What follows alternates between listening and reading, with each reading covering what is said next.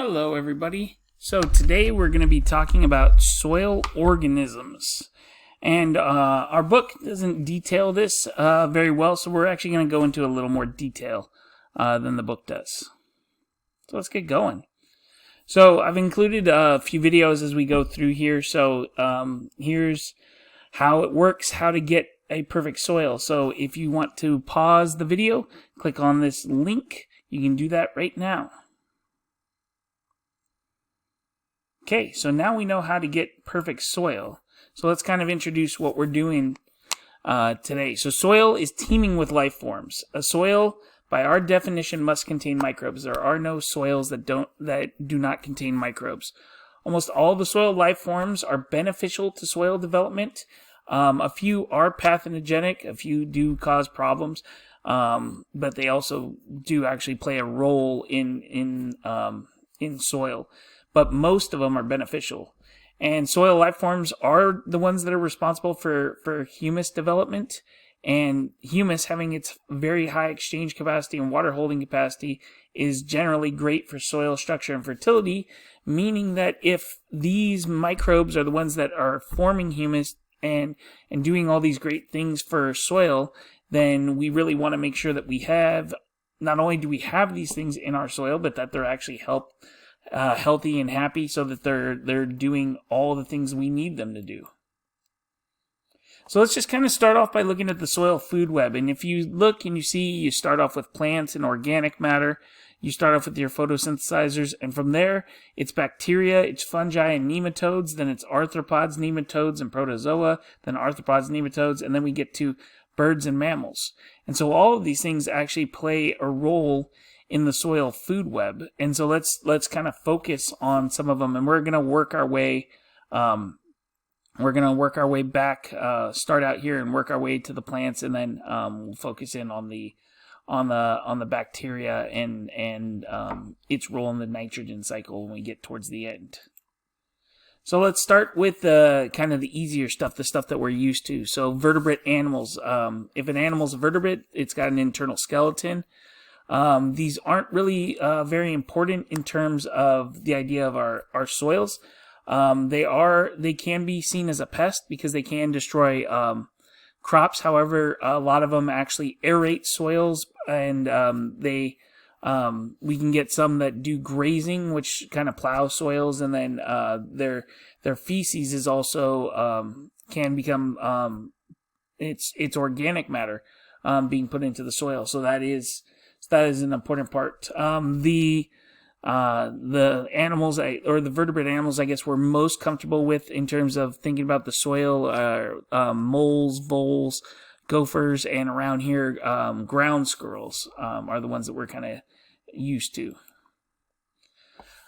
Earthworms, one of several roundworms, but very important in terms of the organic degradation process. They produce superhumus, which has a very high exchange capacity.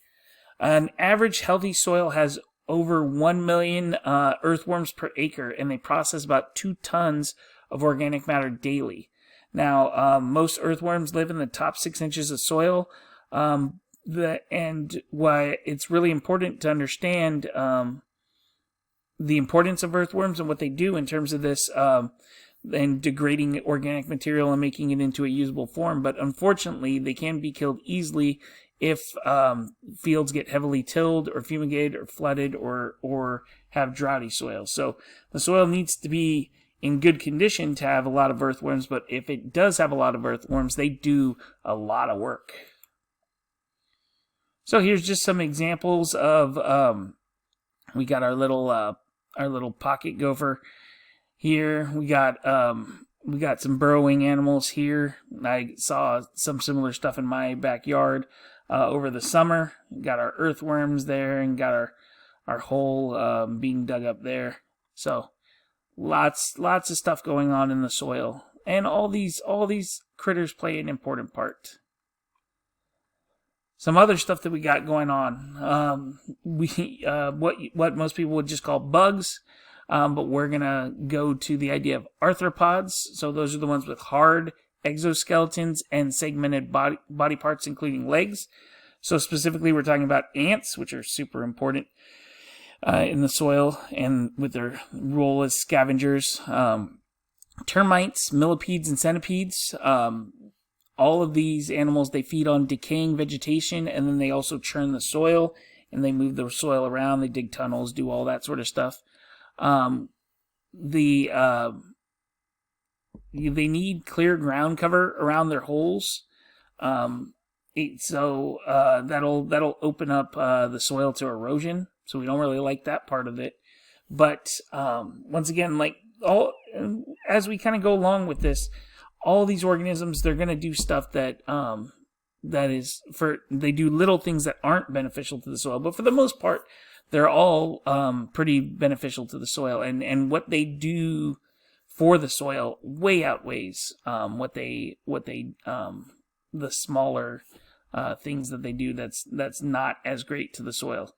But we can see from this picture here, we start off with our organic debris. We get our actinomites or our fungi or our bacteria breaking things down. And then it goes to the earthworms. And then we've got our beetles, our mites, our springtails, all these things doing the work. And then eventually we get out to more of our arthropods as well. And it's all still part of that big soil food web that we started with. Gastropods, the ones that we're most used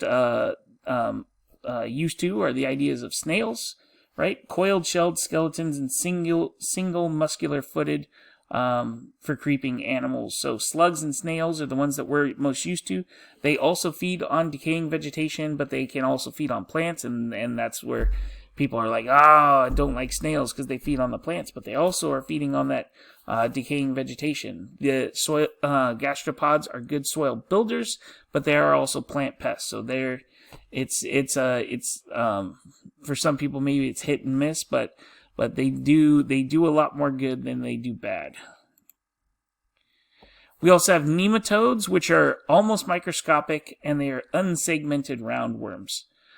So here's just pictures of a bunch of different examples of nematodes: cyst nematode, lesion nematode, spiral nematode. They can feed on soil organic matter.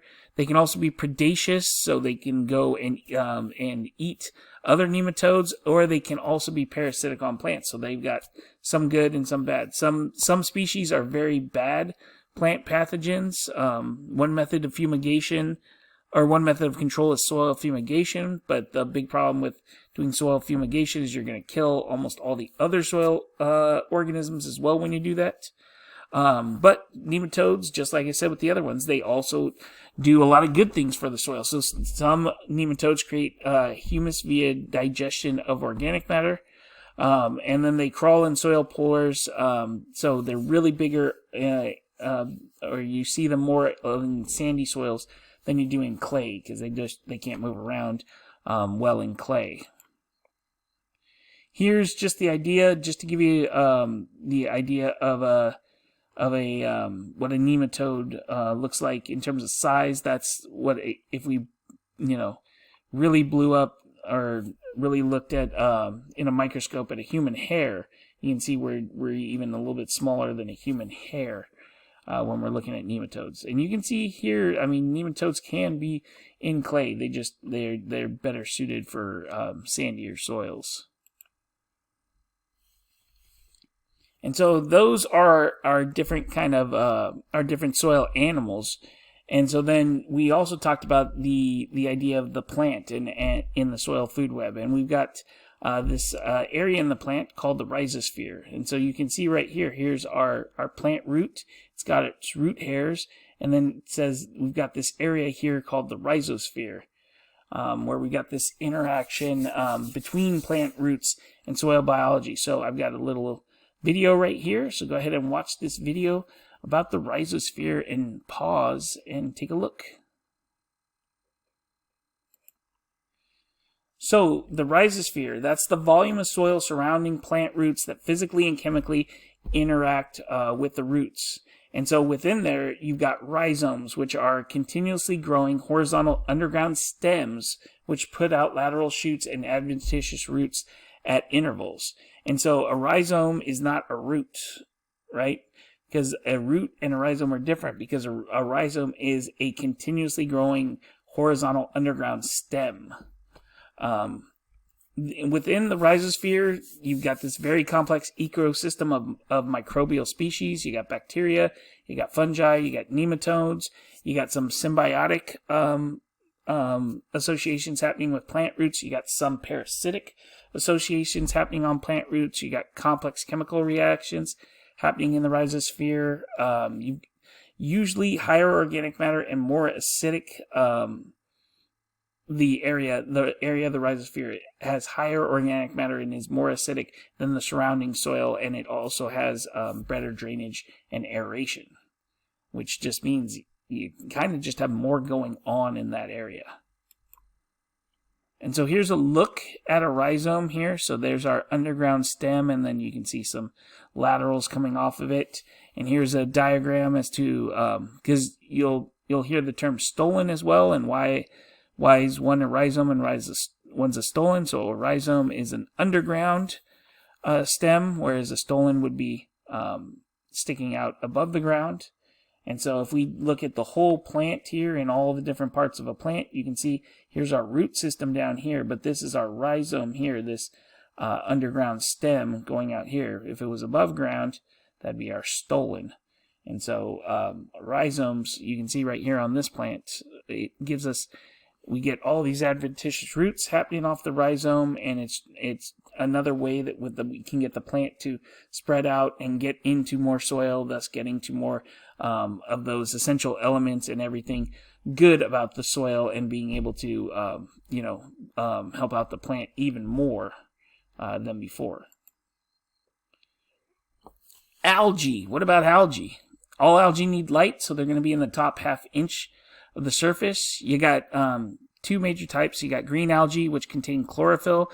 They're going to be major producers of organic matter, such as sugar, starches, and cellulose that are going to end up in the soil.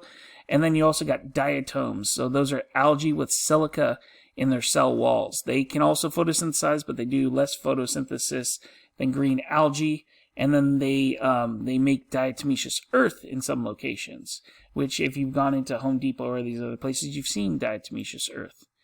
But if you say to yourself, what's diatomaceous earth? Like you've seen this bag in places that you've been. So diatomaceous earth is made from the fossilized remains of tiny aquatic organisms called diatoms, those ones we were just talking about. Their skeletons are made of silica, which we just said. And over a long period of time, the diatoms will accumulate in the sediment of rivers, streams, lakes, and ocean. And then basically, it's just basically a silica deposit. So it's just the idea that you've got this deposit of silica if you've got all these tiny aquatic organisms that have fossilized. And so you can use then diatomaceous earth against bedbugs, crickets, cockroaches, fleas, ticks, spiders, and many other pests. So it ends up that the diatoms, after they fossilize, can get put into this silica-based substance, diatomaceous earth, that then is it basically works as a pesticide. So let's kind of, since we started off with the soil food web, let's kind of look at it again. So here's another video, living soil beneath our feet, and then we've got this 59 degrees one. So go ahead and pause and take a look at those two videos. So keep it on going. So fungi. So it's a whole kingdom of life forms comprised of singular or multicellular forms, heterotrophic with no true organs, just thread-like mycelia. So molds, mildews, rust, smuts, and mushrooms, all of those fall under the idea of fungi. They are major decomposers of organic material and complex minerals, and they are great soil builders, but they do compete with plants for some minerals. Many species can also be major plant pathogens. So, we're right back with all the other animals where, there is some negatives to it. There's a lot more positives than there are negatives, but there are some negatives to some species of fungi. They need well aerated soils with lots of organic matter and moisture to succeed. So here's just some examples. Here's a water mold, close-up of water mold. We got our mushrooms, which are the ones we're probably used to seeing. And then mycelia, which I'm sure if you've looked at plant roots or you pulled out a plant from a pot, you've seen some mycelia. We also have the idea of mycorrhizae. That's fungi that forms symbiotic relationships with plant roots. So the plants are going to feed and house the fungi, and the fungi help plants obtain more water and nutrients. Over 80% of crop species and all perennial tree species, that's right, all perennial tree species contain mycorrhizae. In many cases, the fungi, the mycorrhizae, is necessary for the survival of the plant. And why is that? And it's because the mycorrhizae goes and expands upon the root system. And it's this symbiotic relationship. I'll go back. It's really right here, this symbiotic relationship. The plants feed and house the fungi, and then the fungi help the plants obtain more water and nutrients. So looking out here again, so you can see, so basically the plant roots give the fungi a home, and then the fungi says, all right, well, because of that, we're going to stretch out here, and we're going to stretch out here, and we're going to bind you to these other roots here, and then we're going to be able to get all this much more into the soil. And so we're going to get this much more water, and we're going to get this much more elements, and we're just going to be able to spread out and really use this symbiotic relationship. And I can't really stress how important this is, because it's over 80% of our crop species and all of our perennial tree species. So the plants are going to feed, they're going to give the energy and house the fungi, and then the fungi are just going to go out there and say, all right, well then, if you're willing to feed and house me, then I'm willing to work for you, and I'm going to do all this work. And our mycorrhizae is all this green here, so we are just going to add in all over the place, and we're going to make it that much easier to get more nutrients and more water. As long as you keep giving us sugar and a place to live, we're good to go. You also have lichens, and lichens are another symbiotic relationship, but this is a symbiotic relationship between an algae and a fungus. The fungus is going to house single-celled algae that photosynthesize sugars for the fungus. Lichens are major decomposers of rocks and dead trees, and that, of course, becomes something maybe right away, or maybe not right away for you, but right away for me. I'm like, decomposer of rocks, that's important, because when we think about just the idea of soil formation, right? We started off at rocks, and eventually the rocks had to weather away. And how do we get rocks to weather away and crack? And is it just all wind and water? But we know lichens also contribute to that process. And lichens live in all areas of the world. And that gets us to bacteria.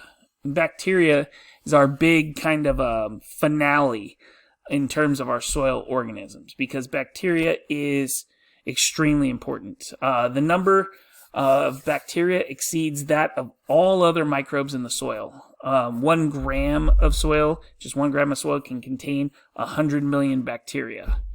You got 2 types. You got autotrophic bacteria. They're going to get their energy from photosynthesis or certain minerals. And then you got heterotrophic bacteria that are going to get their energy from organic forms in the soil. In terms of our autotrophic bacteria, they oxidize many minerals to usable forms. So they are big in terms of our nitrogen cycle and our nitrogen cycling. And our heterotrophic bacteria, we got some that are can be pathogenic, but they mostly degrade dead material to humus, which is extremely important. The most common bacteria in the soil are the heterotrophic bacteria, especially the actinomycetes.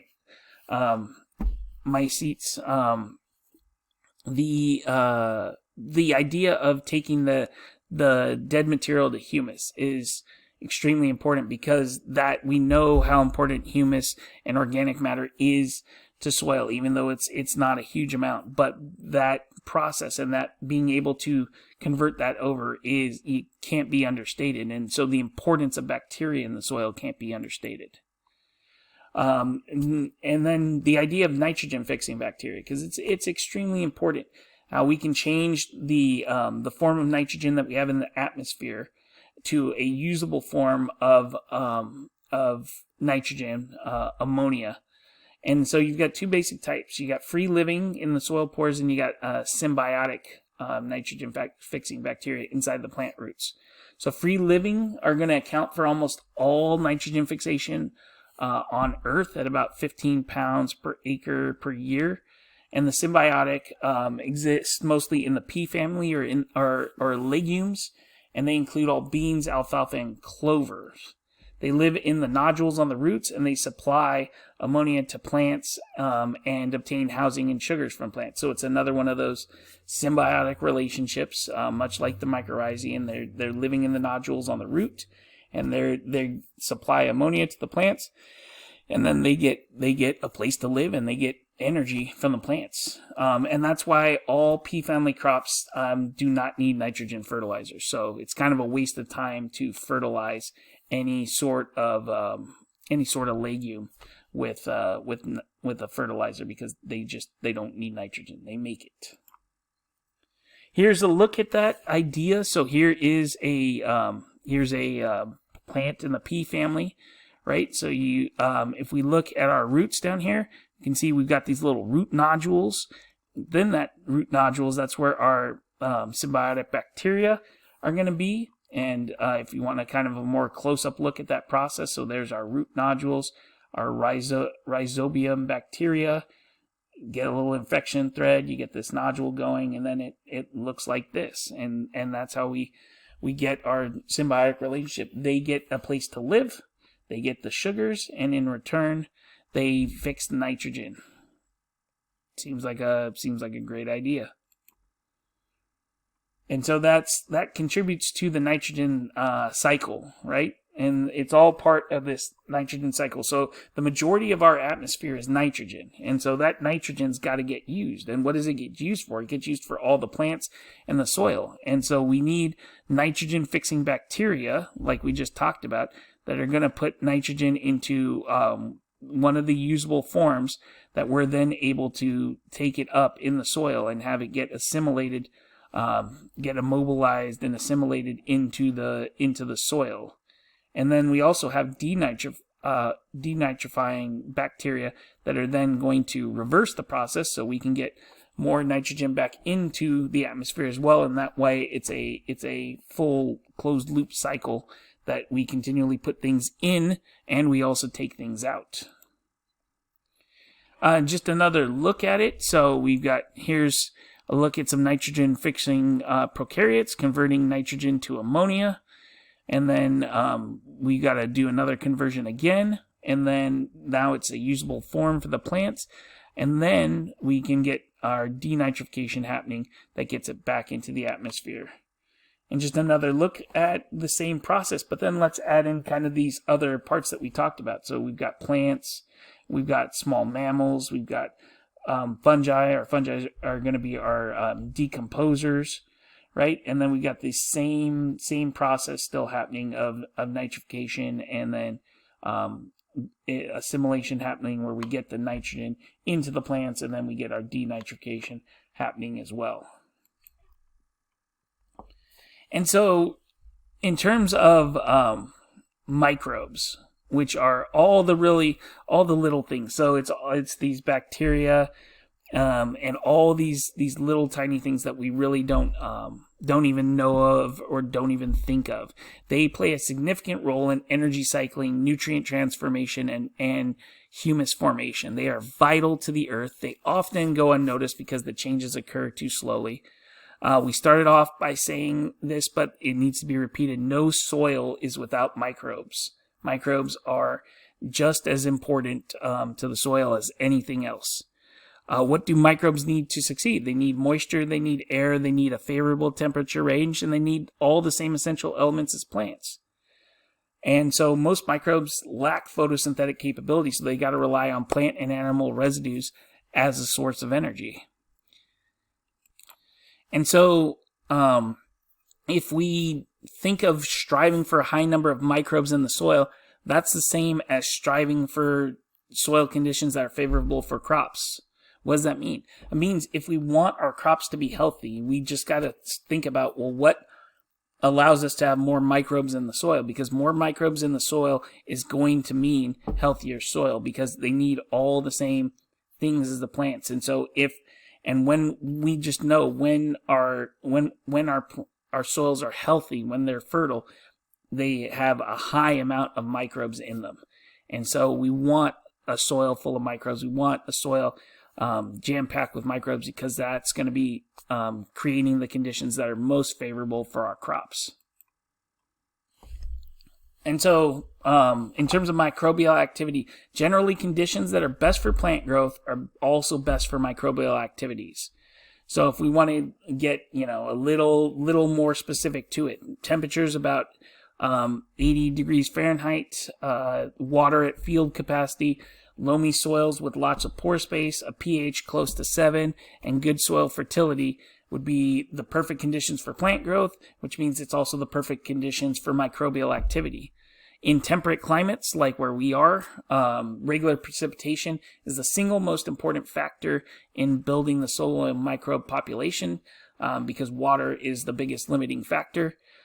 Use of good cultural practices, things like crop rotation, integrated pest management, low tillage are going to help maintain a more balanced microbe population, and keep down those fewer pathogenic microbes, those microbes that we don't like that cause problems. But like I said, with any of these organisms within the soil, they have some negatives to them, but what they do for the soil way outweighs the negatives that they provide. And so here's another video that I've attached here at the end with just our idea of soil as a living organism. So go ahead and pause and take a look at that.